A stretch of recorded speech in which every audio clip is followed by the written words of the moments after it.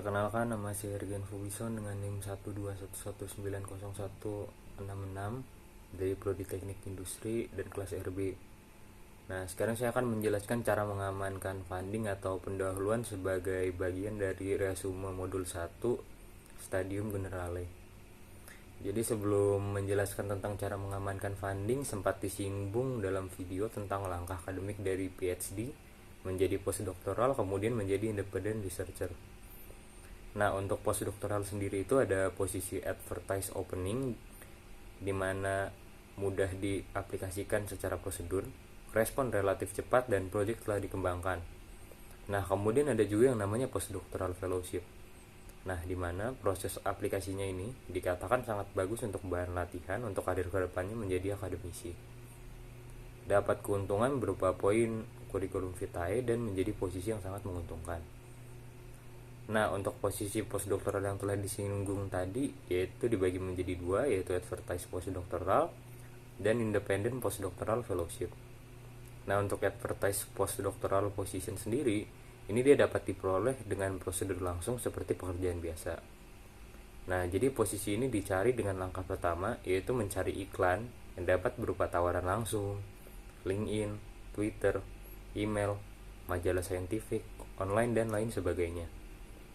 Kemudian langkah kedua yaitu untuk mengaplikasikan diri atau mendaftar pada posisi tersebut seperti mengupload CV beserta daftar publikasi, sebuah surat cover, dan surat rekomendasi dari supervisor.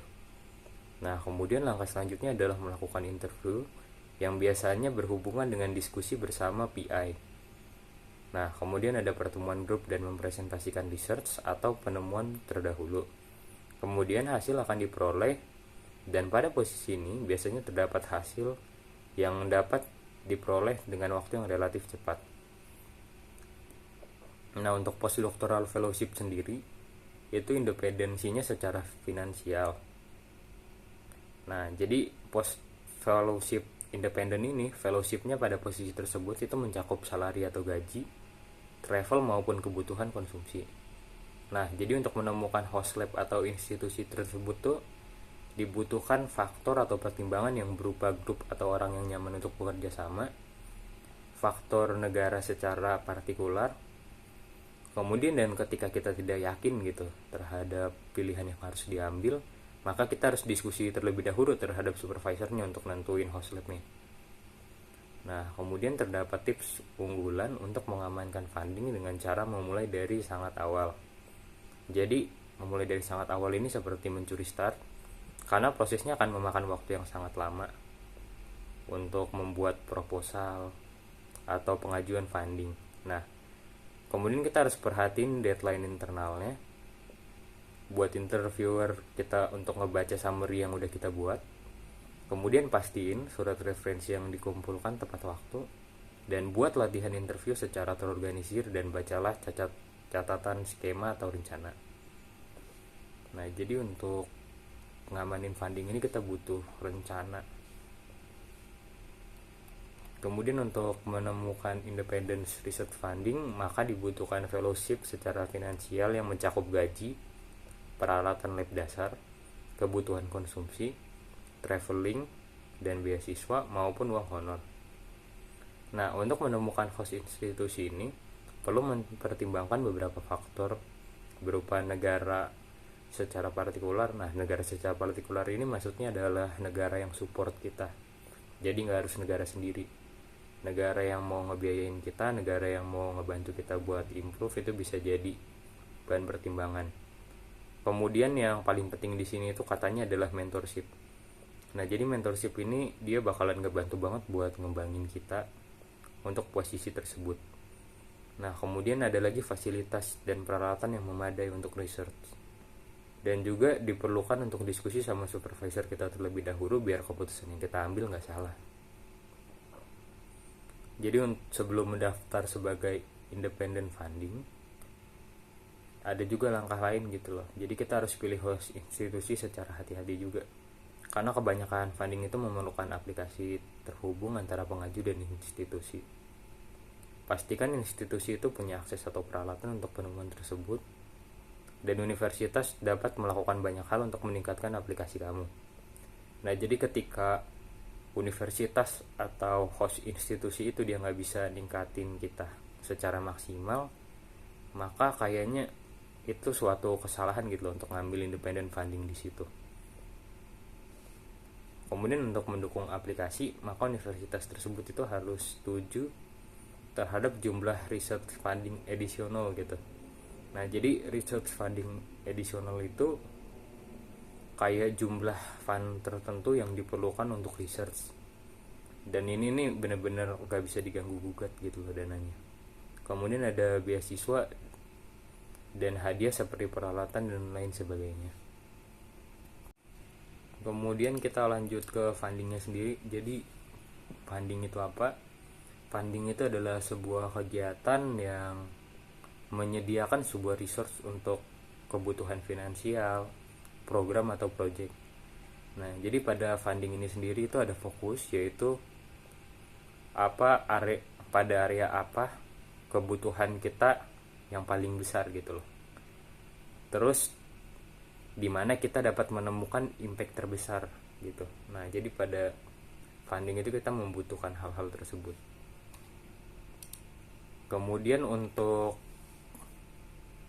mengkondusi dan mengatur fondasi pada proyek yang telah didanai dan untuk mendapatkan hasil maksimal pada produksi, service, kemudian proses, teknologi, material, software, data, atau berbagai inovasi lainnya yang secara kolektif itu disebut funded development, maka berdasarkan hal tersebut harus dipastikan terdapat akses secara global. Nah, jadi itu merupakan bagian goal dari funding. Kemudian ada lagi yang namanya apa yang harus kita fokuskan terhadap funding. Nah, jadi secara umum untuk yang perlu kita fokuskan terhadap funding itu, yang pertama sebelum mulai menulis, itu kita harus tahu siapa yang mendanai kita harus tahu audiens kita itu siapa, kita harus tahu reviewer apa yang kita cari. Terus sebelum kita ngumpul, kita harus tahu respon yang tepat gitu. Nah, mungkin sekedar dibahas singkat dulu aja ya. Jadi kenapa menurut saya untuk tahu siapa funder kita, tahu siapa yang mendanai kita itu penting? Ya karena kalau misalnya kita nggak tahu dan yang ngedanain itu nggak sesuai, dia cuma cari cuan doang, ya ada kemungkinan proyeknya nggak jalan ketika research kita ini nggak nguntungin banget buat dia. Nah kemudian untuk tahu audiens itu juga penting, karena kalau kita presentasiin sesuatu yang orang yang nggak tertarik, research itu kayaknya nggak bakalan jalan dan nggak ada hasilnya. Nah kita akan bahas lebih mendalam lagi tentang kita harus tahu siapa target funding stream kita. Nah jadi untuk guidance note-nya pada skema yang spesifik itu, pertama kita harus memastikan bahwa skemanya ini tidak bertentangan dan diperbolehkan terhadap career stage kita gitu loh. Dan kita butuh juga eligibility kriteria. Nah, untuk memastikan apakah research ini sebuah skema yang diizinkan, maka karir kita itu tidak boleh tanggung-tanggung gitu loh. Kita harus punya kontak dengan project officer dalam bentuk skema. Kemudian carilah saran-saran dari kolega, potensial co-appliance. Jadi potensial co-appliance itu tuh orang yang berkemungkinan bakalan aplikasi juga. Kemudian spesialis dan ahli-ahli lainnya. Nah, kemudian pastikan kita punya waktu yang cukup, dan kita juga harus ngerti gitu loh assessment proses dan apa yang ditulis itu udah ada di pikiran kita gitu loh. Jadi kita jadi tahu apa yang kita kerjain. Nah kemudian untuk menciptakan tim yang cukup kuat, dan kita harus pilih kolaboratornya secara hati-hati, karena tim yang benar-benar kerja, tim yang benar-benar ngerti apa yang kita kerjain itu benar-benar dibutuhin gitu loh untuk progres. Kemudian selanjutnya itu ada yang namanya kita harus punya strategi gitu loh. strategi secara korporatif. Nah, jadi kita harus punya misi, visi, sama nilai gitu.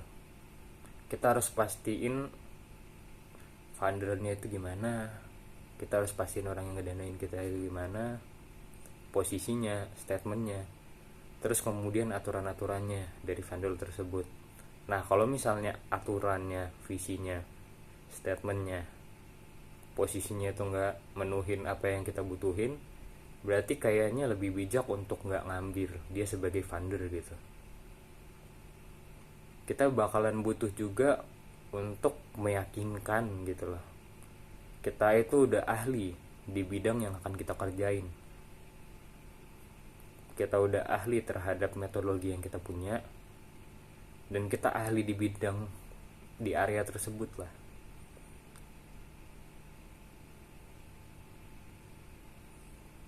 Dan pastiin juga audiens itu punya background scientific yang sesuai gitu loh untuk apa yang bakalan kita bahas dari riset tersebut. Nah, kemudian kita harus bikin summary itu dalam bentuk perseorangan gitu loh. Kemudian kita harus ngejelasin juga konteksnya. Terus kita juga harus ngindarin akronim, jargon, terus kemudian kata-kata yang bakalan misleading gitu loh, bakalan ngubah makna atau rancu. Nah, karena itu bakalan ngaruh banget di penilaian terhadap orang lain gitu loh, terhadap apa yang kita kerjain. Kalau kata-katanya rancu, maka ada kemungkinan terjadi salah paham dan project ini malah batal nanti karena kebanyakan jargon sama akronim. Nah, kemudian apa sih yang reviewer itu butuhin? Apa sih yang reviewer itu lihat? Nah, untuk mengetahui itu kita butuh untuk mengetahui bahwa research area yang penting itu ketika itu berisi pola pikir yang original gitu loh, bentuk pemikiran yang original, dan inovasi dari project tersebut itu tuh ke highlight gitu loh, dimana hal itu menjadi relevan untuk reviewer, untuk audiens gitu, dan mereka jadi paham gitu, mereka jadi relate dengan apa yang dibahas. Kemudian itu harus ditulis dengan baik dan harus dapat dipresentasikan secara benar gitu loh, secara lancar. Jadi dipresentasikan secara lancar ini ketika orang tahu makna apa yang kita omongin gitu loh, apa yang kita kerjain itu harus dipresentasikan secara lancar, secara jelas, agar orang lain dapat gambaran. Kemudian kita butuh timeline juga gitu loh untuk topiknya. Topik itu harus disusun. Kemudian kita harus mengidentifikasi juga tentang apa itu yang dibutuhkan gitu loh. Jadi kita butuh waktu berapa banyak ketika ngebuat research itu gitu loh. Reviewer juga butuh tahu berapa jangka waktu yang kita butuhin untuk sebuah research. Kemudian kita butuh perhatian terhadap detail. Nah, misalnya kayak terdapat typo, nah itu salah satu hal yang mempengaruhi gitu loh. Karena untuk sebuah research itu kalau misalnya ada typo tuh reviewernya malah jadi ragu gitu loh, ini orang ngerjainnya secara benar-benar, secara konsentrasi apa enggak. Kemudian untuk proposalnya sendiri itu harus dibuat seambisius mungkin, tapi jangan dibuat kayak benar-benar kita sangat pengen gitu loh. Ambisius di sini tuh ambisius untuk menemukan sesuatu yang sejalan sama proposalnya, bukan ambisius kita pengen proposalnya diterima. Dan kemudian untuk kandidat sendiri itu super reviewer itu biasanya ngelihat dari apakah dia punya training plan, apakah visi dia itu sesuai gitu loh sama progres karir dia.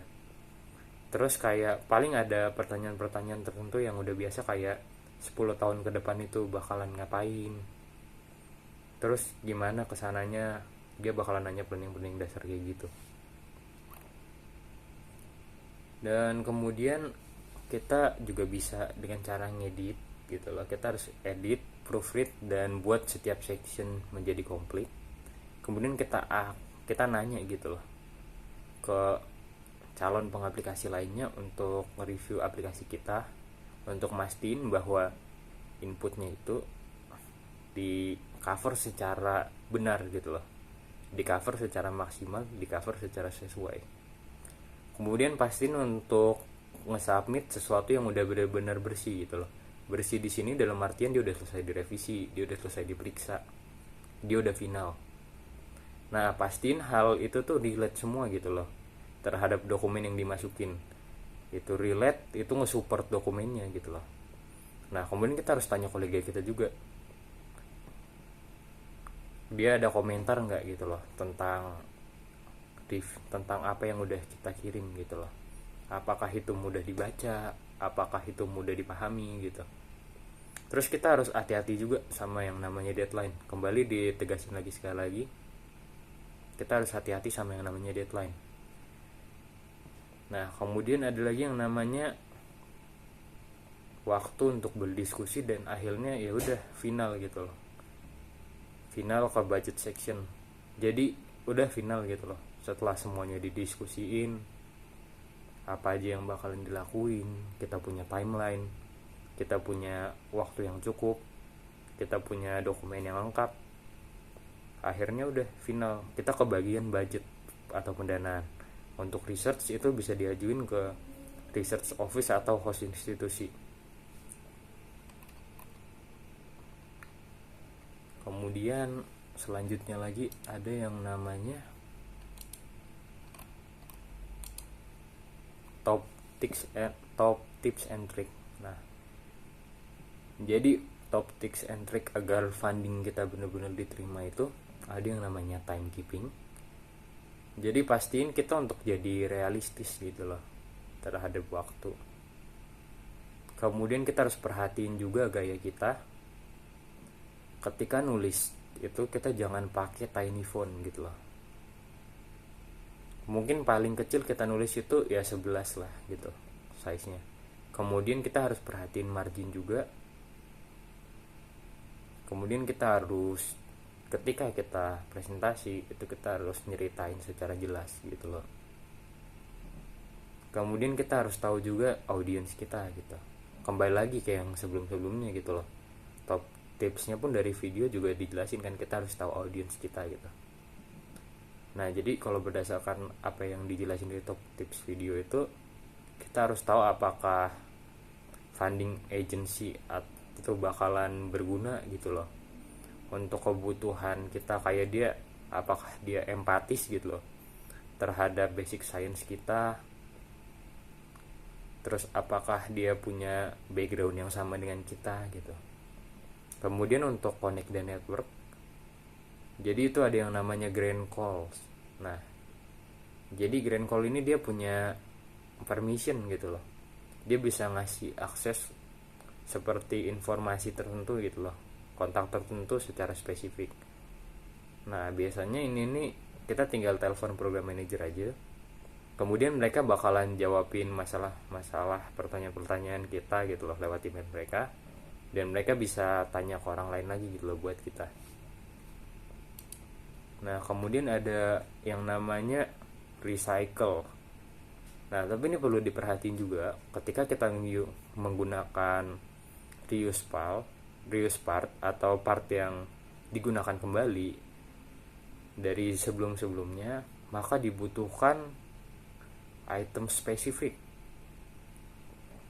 untuk memperbolehkan hal yang telah digunakan sebelumnya ke dalam teks baru gitu loh. Jadi jangan benar-benar plagiat gitu loh, itu harus diperbarui lagi gitu loh, diupgrade. Nah, kemudian ada yang namanya size meter. Nah, ketika ke budget itu kan biasanya budget itu gede ya. Nah, tapi budget gede itu butuh dibuat secara realistik gitu loh, secara spesifik. Nah, untuk besarnya sendiri itu harus dibikin standar gitu loh. Jadi budgetnya nggak boleh over banget, nggak boleh bengkak, tapi cukup untuk kerjain programnya. Nah, terus yang terakhir dan yang paling penting itu adalah untuk original. Cobalah untuk menjadi original, terus kita ngasih ide yang masuk akal. Jadi kita nggak boleh cuma sekedar kayak ide ini nih menarik, ide ini orang bakalan accept, tapi kita nggak tahu gitu loh apa yang kita lakuin. Mungkin karena dari videonya sendiri bahan-bahan untuk dibahas cuma segitu.